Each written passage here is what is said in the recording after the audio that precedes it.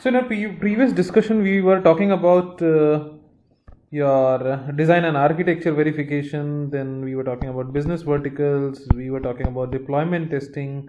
Then we looked into your beta testing, and then we were talking about your various certifications, standards, and then testing for compliance.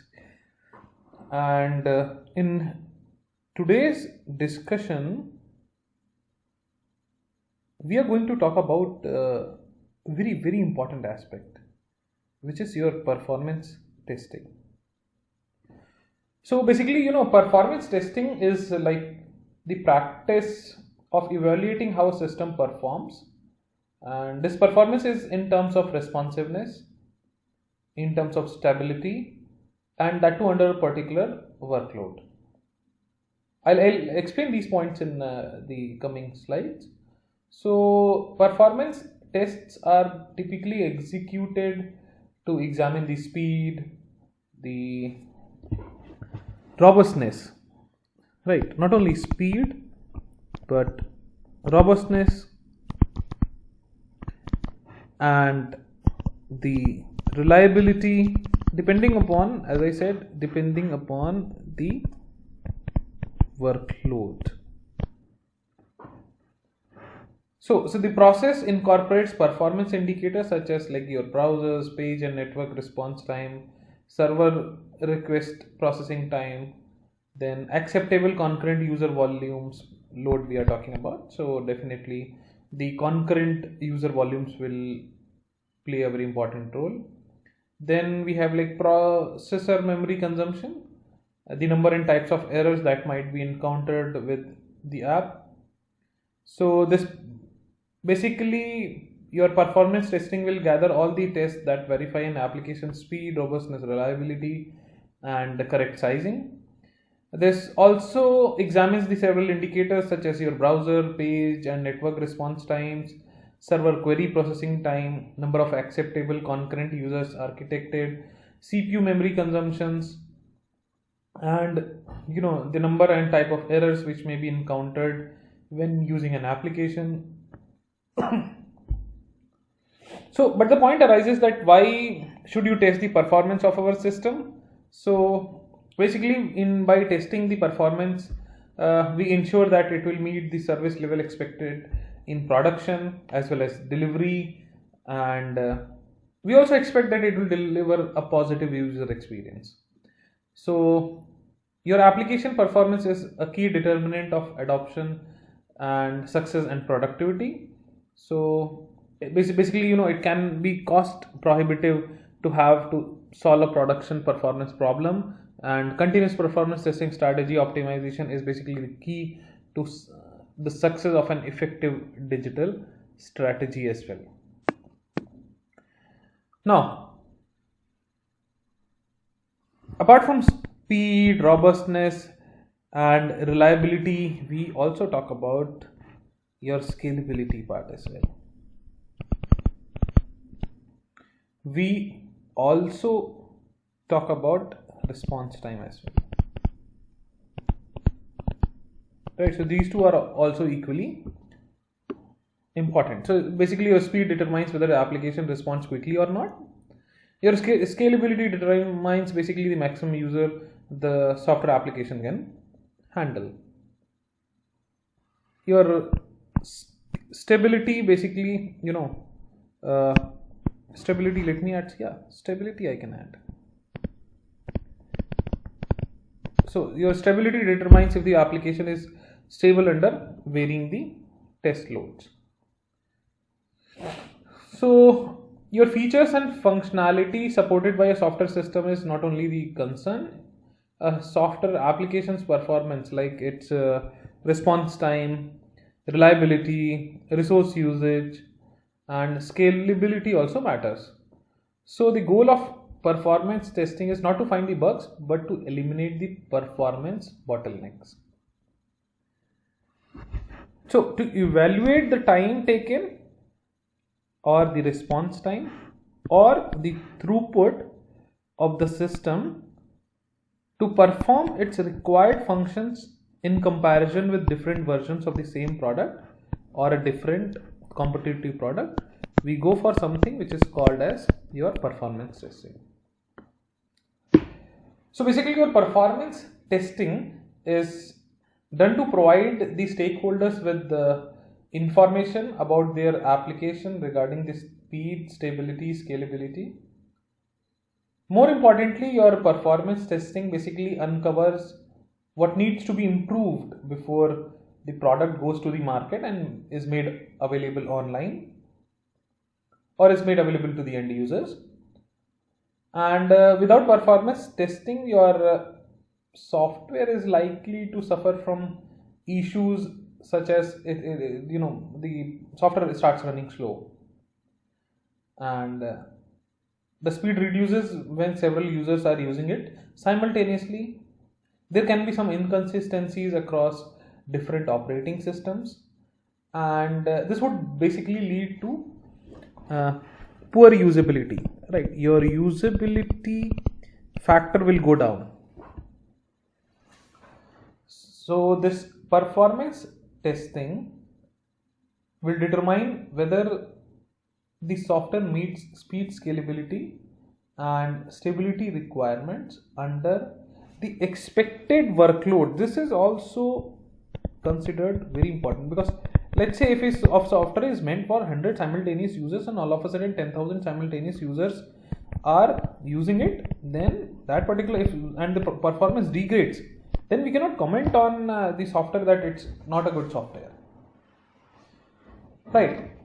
So the application, basically the applications which are sent to market with poor performance metrics due to non-existent or maybe poor performance testing are most likely to gain a bad reputation and fail to meet the expected sales goals as well, right? The reason being, see, I have this list, right?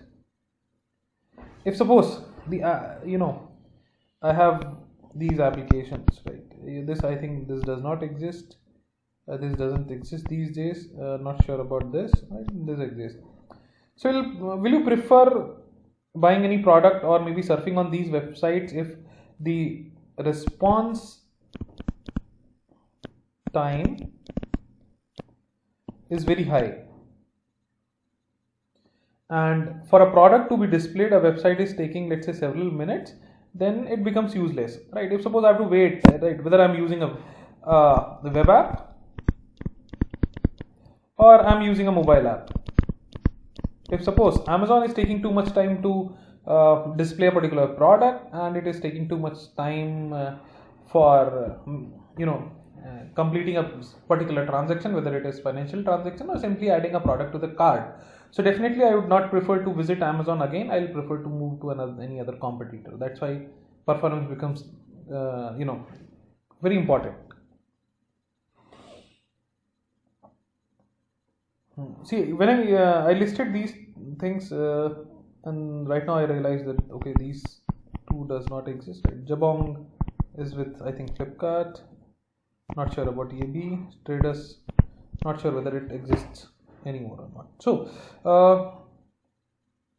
in addition to these online stores, your mission critical applications like, let's say, space launch programs or maybe some life saving medical equipment needs to be performance tested.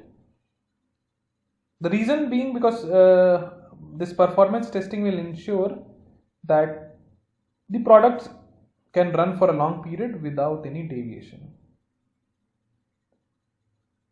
right? There is one report which is by Dun & Bradstreet, which says that 59% of the Fortune 500 companies experience an estimated 1.6 hours of downtime every week, right? Consider the average Fortune 500 companies with a minimum of 10,000 employees is paying like $56 per hour. This is the cost of the labor. So the labor part of downtime costs for such an organization would be like 10,000 into 56 into 1.6, which would be like $896,000 weekly, which is like translating into more than like $46 million per year, and it's huge. Just imagine how important the performance of the product is. From this example, you might have got an idea that how crucial it is. So only a 5-minute downtime for Google is estimated to cost the search giant to 45,000 US dollars. And it is estimated that companies lost sales $1,100 per second due to a recent Amazon Web Service outage. That these examples show how important your testing is, specifically performance testing. In case of performance testing, the options which we have are like throughput or response time, and the testing strategies can be, let me list down these testing strategies.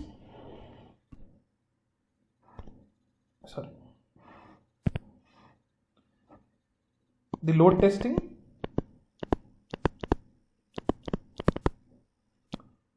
right? I am not specifically covering these things in details because I assume that these things we have already covered, but let me throw some light on these things. Load testing, basically it checks the application's ability to perform under anticipated user loads.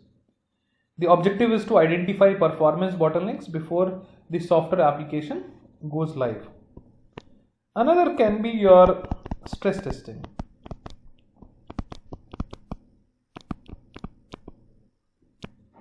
So this involves testing an application under extreme workloads to see how it handles high traffic or data processing. And the objective is to identify the breaking point of an application. Next can be your endurance testing.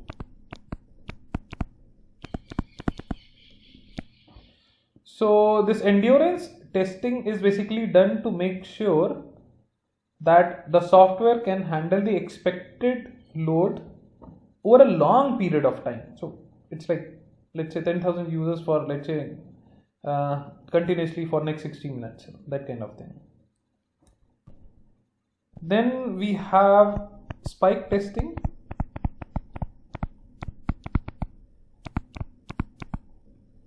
So this spike testing involves testing an application under the extreme workloads to see how it handles high traffic or high data processing.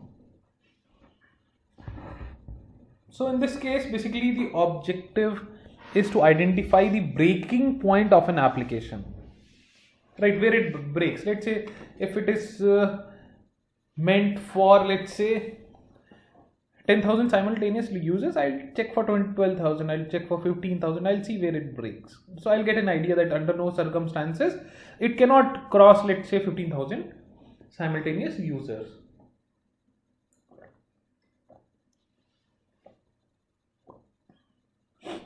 Next is your volume testing.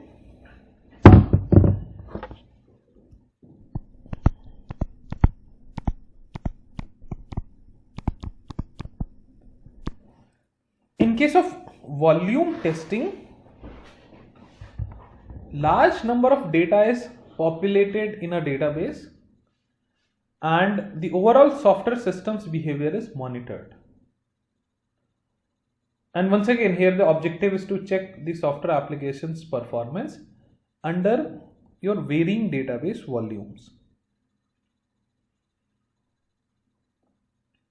Next one is your scalability testing. So the objective of scalability testing is to determine the software application's effectiveness in scaling up to support an increase in user load, and it helps to plan the capacity addition to the entire software system. Right, so what we have is we have load testing, we have stress testing, we have endurance testing, we have spike testing, we have volume testing, and we have scalability testing.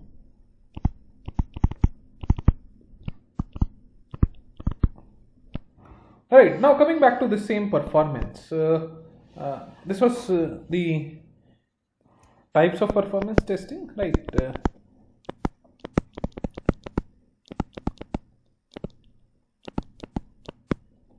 On this end, what we have is like we have two things to measure. One is throughput, another one is response time.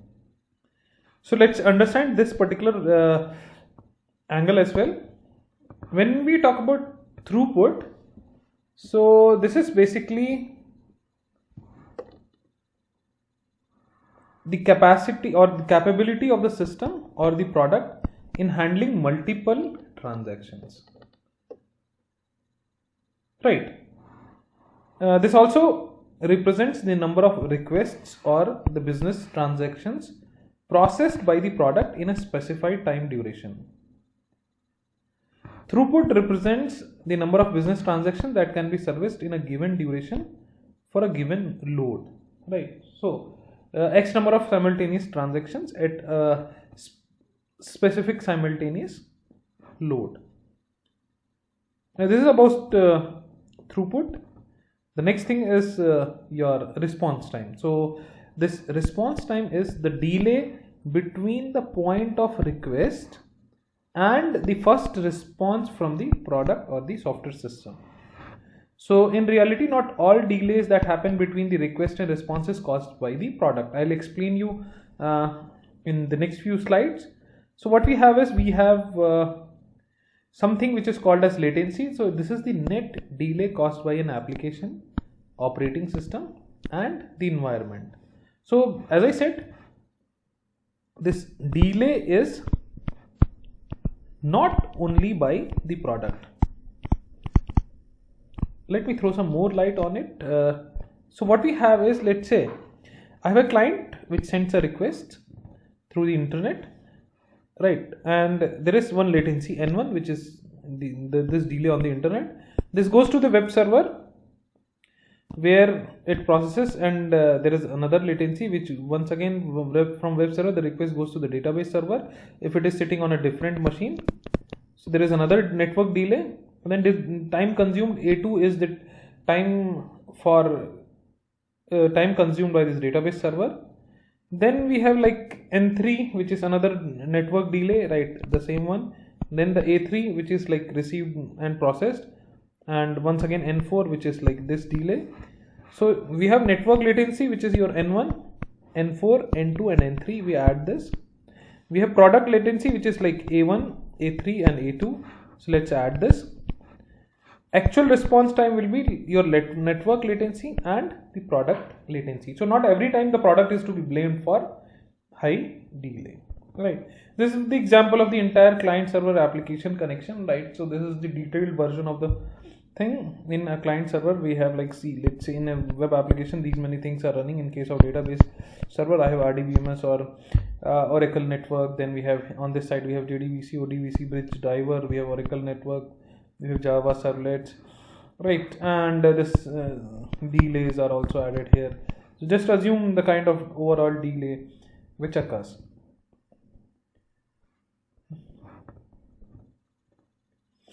Apart from all these things, there is something called as tuning, and this is something which is useful in case of your performance, right? So this is a procedure by which your product performance is enhanced by setting different values to the parameter values of the product, operating system, and your components. And your tuning improves the product performance without touching the code, because what we do is we kill the backend processes, right? All the backend, let's say I am running an application and all of a sudden my antivirus database starts getting updated. So obviously if suppose my application which is running on a laptop and the antivirus application starts getting updated, so overall performance gets hampered. right? Or just try a simple thing at home, right? On your laptop, what you do is just play a video file, a normal video file, maybe of a movie, or if you want, even check it with a Blu-ray file. So let's say you're running a video file, you're using a VLC. All of a sudden, do one thing: connect an external hard drive, copy 20 GB of data, and start pasting it to this external hard drive, or do vice versa. You will see that the performance of VLC player gets hampered. You will observe some flickering and some extra noise.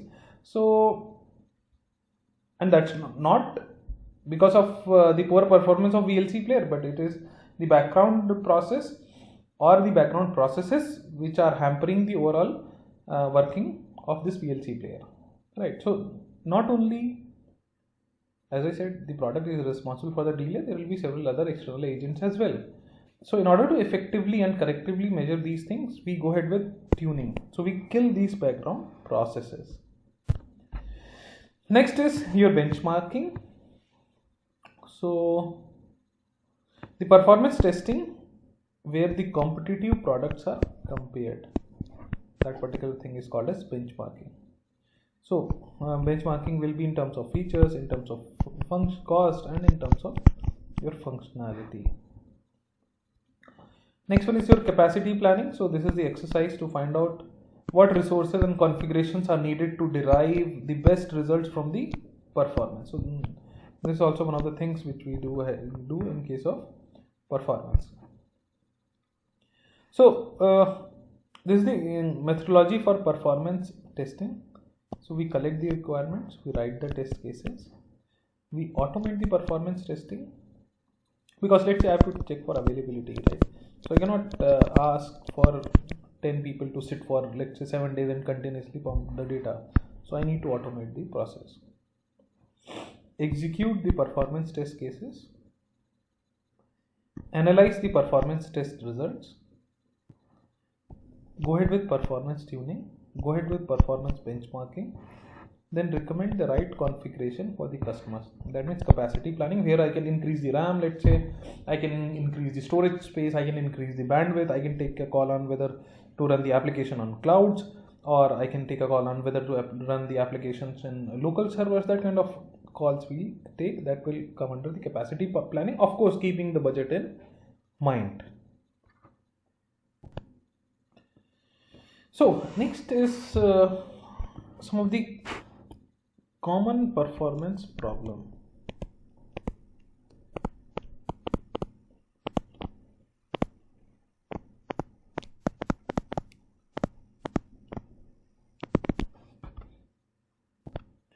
So most of the performance problems revolve around your speed, your response time, load time, and poor scalability. Speed is often one of the most important attribute of an application, because as I explained with the help of some previous examples, a slow running application will lose the potential users.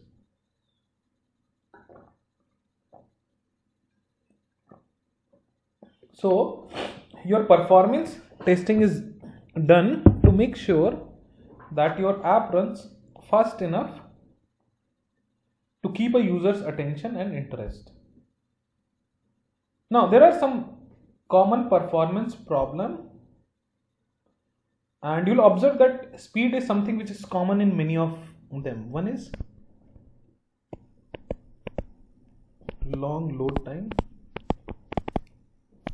So load time is normally the initial time it takes an application to start, and this should generally be kept to a minimum, while some of the applications are impossible to make load in under a minute. So your load time should be kept under a few seconds if possible. Right, once again we are dealing with the speed, you can say. Right. Next one is like poor scalability. So a software product suffers from poor scalability when it cannot handle the expected number of users, or when it does not accommodate a wide enough range of users. So basically the load testing should be done to be certain the application can handle the anticipated number of users. Next one is your bottlenecking. So bottlenecks are basically the obstructions in a system which degrade the overall system performance, and bottlenecking is when either coding errors or hardware issues can cause a decrease of throughput under certain loads.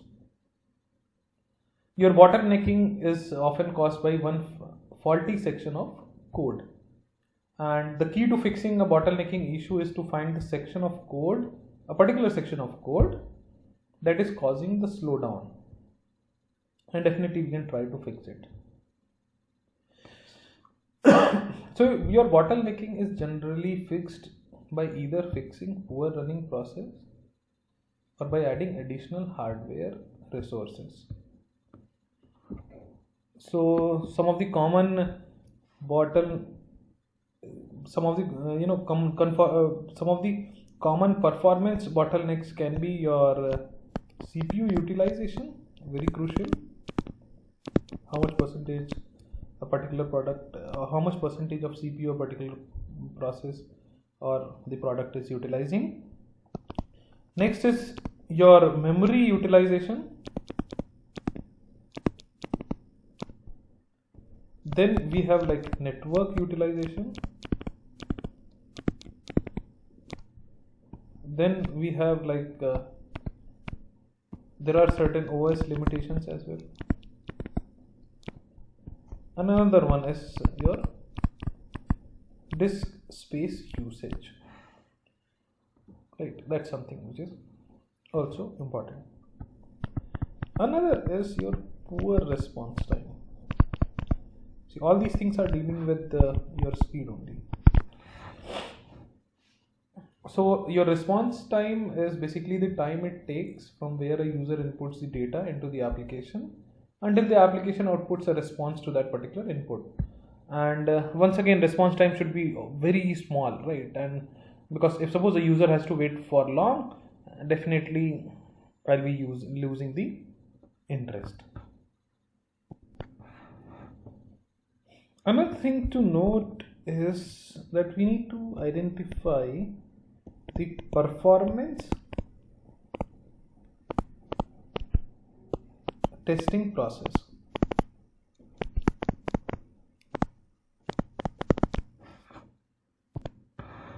So the methodology adopted for performance testing can vary widely, right, based on the applications, based on the platforms, based on the budget, right? But the objective for performance test remains the same. This can help to demonstrate that your software system meets certain predefined performance criteria as well. Or it can help compare the performance of two software systems. It can also help identify parts of your software system which degrade its performance. So the performance testing process includes identifying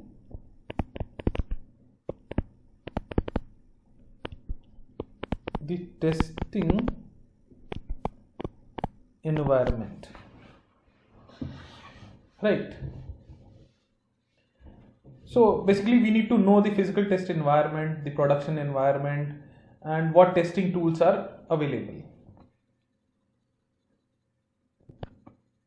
So I need to understand the details of the hardware, softwares, and the network configurations which will be used during the testing, and this will help the testers to create like more efficient tests.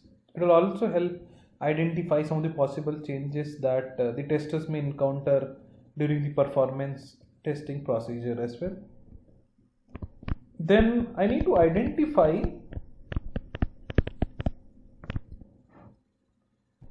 the performance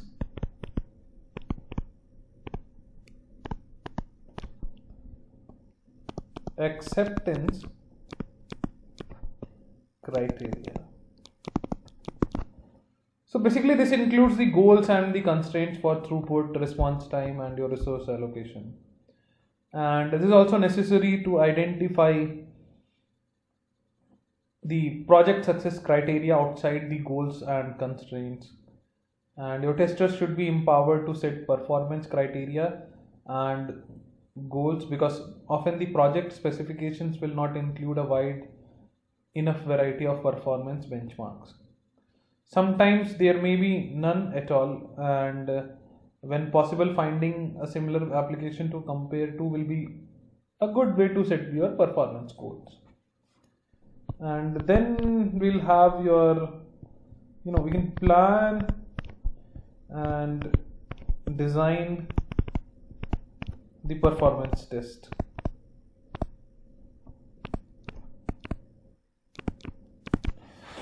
So we determine how usage is likely to vary amongst the end users and identify the key scenarios to test for all possible use cases. And this becomes necessary to simulate a variety of end users, and we can plan the performance test data and outline what metrics will be gathered. Then we can have, we can configure the test environment, right? Tuning, the thing which we covered, right? That's something which is very important in configuring the environment as well. So prepare the testing environment before execution. We can also arrange the tools and some other resources as well. Then what we can do is we can implement the test design, right? We can create the performance test according to the test designs, and we can run the tests, right? So we can run the tests. So that means executing the monitor and executing the tests and monitor the tests. Then we can analyze, we can tune, and we can retest. Right, so to consolidate, like we can analyze and we can share the test results. We can further fine tune and test again to see if there is an important or improvement or maybe decrease in performance. Since improvements generally grow smaller with each retest, we can stop when bottlenecking is caused by the CPU. So we may have to consider the option of increasing the CPU power as well. So this was all about performance, and this is a reference from where I took most of the major contents in this particular discussion. So in our next video we'll take another topic, and we'll once again talk about internationalization testing and all, so on and so forth. See you then.